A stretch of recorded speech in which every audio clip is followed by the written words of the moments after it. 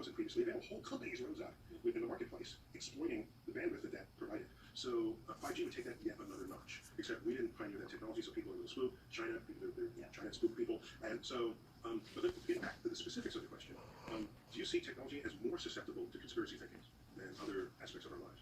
I think so because it's so complex that people don't understand it. If I said, the light bulb is coming into our homes, it would be a little bit of an extension of what life was like before with gas lamps and the fireplace. And you're like, okay, I don't know about conspiracy here. But now, with these technologies that have tons of code that's so distant and so unfamiliar, it's easy to latch onto something unfamiliar and say, okay, this is the cause of my ailment or what have you. So we can expect this for every wave until the technology is so absorbed that it's just commonplace and no one thinks about it anymore. Or if we start explaining it. Anissa has completely lost it. I don't know what she's talking about. No, but also, what's weird is that if people are concerned that they're under mass surveillance or 5G is going to increase that surveillance, whatever, we've already sort of been under mass surveillance, so it's not crazy. It's like these conspiracy theories end up seeming kind of normal or rational, and so it's hard sometimes, I think if you really don't know, it's hard sometimes to see the difference. If you have maps operating in real time in your car to find grandma's house, somebody is tracking how fast you're going and where you're going and where you are. There's all the 3 bits of information anybody wants to know about you. So, that's a great point. You're already seeding this content into the world. So, anyhow, I think what will happen is they'll refuse to adopt 5G. Everyone else will, and they'll get left behind. That's true. Well, I have a question that is the logical extension of this one. It's from Jacob Owlett on Patreon. And he asks, do you think that the rate at which we continue to progress in technology will continue, or might it drop off for some time in the future? Or might it drop off sometime in the future? I don't think technology is going to slow down. I mean, maybe now in this pandemic it's slowing down a little bit, but I think we're going to continue to do progress. If not, what are we going to do with all these scientists? We better keep them busy. Just give them something, give them a prize. What did we do with the scientists during the Dark Ages? Weren't they just churning butter instead? There were no scientists in the Dark Ages. That's why it's called the Dark Ages. But during the war, they kept mathematicians busy. They're like, we'll make these math tables, these very, very thick math tables, and we use them today. So we've got to keep them busy. It's a welfare program. It is a welfare program. It's a very smart one.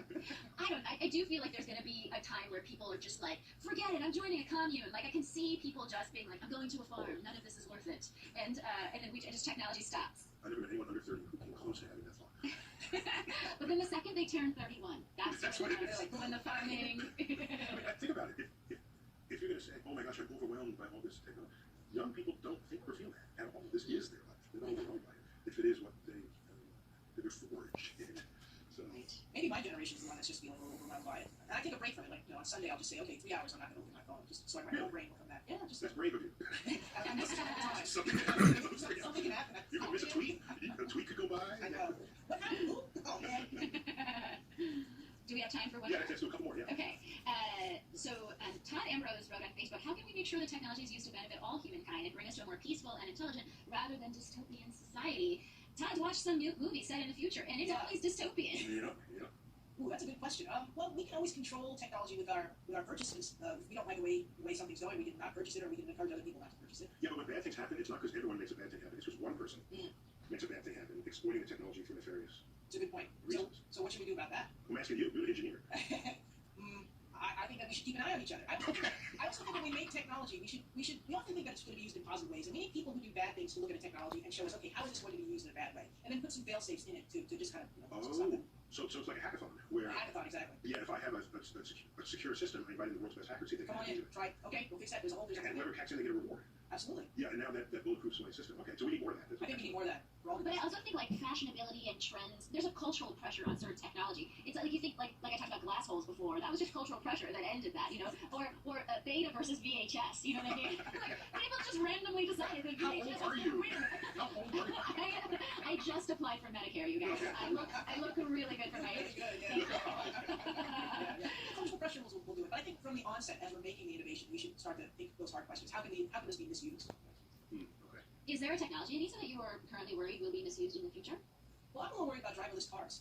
They are being sold as wonderful ways to take us to places, and I think that's great. But they're actually ethical decisions that are being made in the algorithms. So when the car is at a place where it could possibly have an accident, it will make a decision who it's going to harm. And I think that's like the trolley car analogies, right?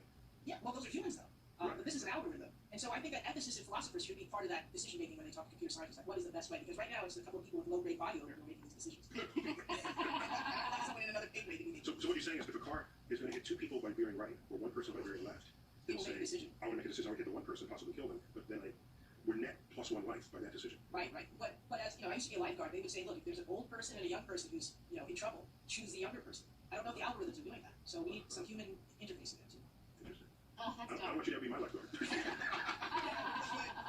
I wouldn't say me, so it's okay. All right, cool. We can talk about 2 more. Okay, sorry, what do you think, oh, sorry, this comes from Monaco Hazagawa on Instagram. What do you think has been the single biggest missed opportunity for technological advancement due to other factors, i.e. death of the inventor, sociopolitical factors such as war, disease, or lack of funding? Ooh, that's a good question. Yeah. I think we've capitalized on most inventions. I can't think of one that hasn't been capitalized. Even with death, like I'm thinking about DNA. We stole Rosalind Franklin's picture. So people always capitalize on inventions. I can't think of anything off the top of my head personally. Just to clarify, Rosalind Franklin was Oh, sorry. She was the co-discoverer of the co-discoverer of the DNA and had this wonderful picture that explained how things were arranged. She had it to the side. It was actually taken, for lack of a better term.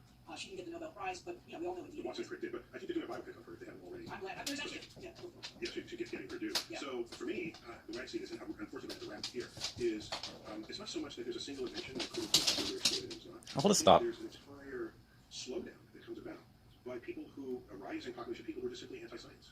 And they think science somehow has made their lives worse, when half of them are actually alive today and wouldn't have been alive 200 years ago because science, health, medicine, security, all of this have been brought about. So we have movements that are anti-science, anti-technology. That's going to slow things down. And you don't even know what you could be benefiting from because it's not there for you to benefit from some of these things. So that's my worry. That civilization could be in a more advanced place than it already is, simply because of these regressive forces in society. Well, that's why we didn't get on board with the electric car, right? Like in the 80s or whatever, the electric car was trying to be a thing, and then all the forces were like, no, thank you. And then now we are like 20 years later with the electric car becoming a thing. The electric car was an idea back in the 1920s. People thought about it because electricity was becoming more and more available. But by then, like you said, beta. VHS. It got VHS. Classic battle. They got VHS. So, Anissa, take us out with some quick words of wisdom. Well, technology is all over us, and they've always been used as a way to advance human life. But what I talk about in the algorithm is that we are an advancement technology. We create them, and then they create us. And so it's up to all of us to make sure that these technologies are actually moving us in the direction that we think is best for all humanity. Oh, beautiful. Can't top that. We got to end it there. So, Anissa Ramirez, great to have you back on Star Talk. Thanks. And could you write more books so we can bring you on more often? Just that. We'll probably find another way we'll invent an excuse to bring you back on. And Nagin Prasad, we really enjoyed you for this. And Oh, thank you. I hope you come back. I would love to come back. Also, Anissa, I just wanted to pitch to you that The Alchemy of Us should be a spin-off series to This Is Us, but it's about a family of scientists. Ooh, nice idea. Well, you heard it here first. All right, we got to cut it there. I am Neil deGrasse Tyson, your personal astrophysicist. This has been Star Talk Cosmic Query Engineering Mission. As always, thank you to keep looking out.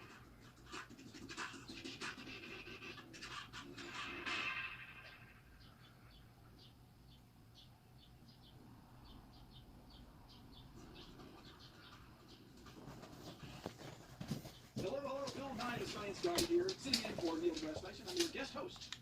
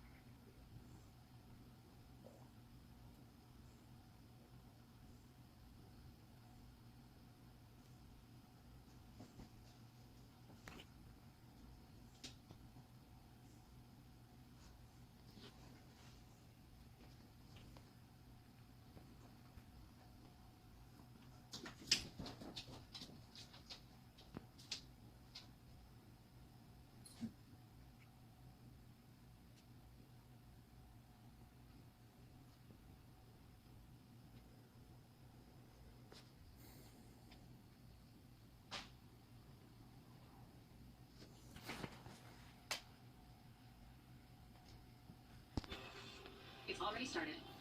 The world is back in drive. So if you're ready to get back on the road, we're ready to help. That's our people first promise. Okay, you must now demonstrate your lorry driving skills by parasliding your trucks around. I presume it is that skip then. What's the point? You've got paraslide lorries anyway. Typical parasliding. Well, to prove that it's possible, you will now watch a demonstration by our tame racing driver. Some say that his favourite all-time tune is Forever Altered by Justin Hayward, and that he has the world's largest collection of pornographical material. All we know is he's not the Sting, but he is the Sting's lorry driving cousin. But he's the lorry driver's son. Yes, yes. He's really as big as American Sting. Yeah. Brickstick climbed into his tuned man and set off. That's fantastic!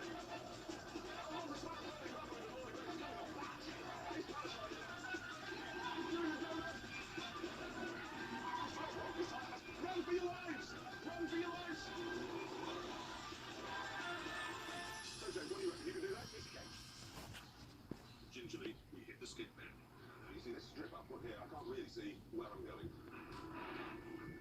Take it outside, line, second gear, high range. Now, power sliding, it's easy to grasp. Turn in, no power on. No, that's not gone as well as I'd hoped. Here we go, slide! Come on, you're a racing track. This is what you should be good at. Left foot braking, there's the answer. That didn't work, so I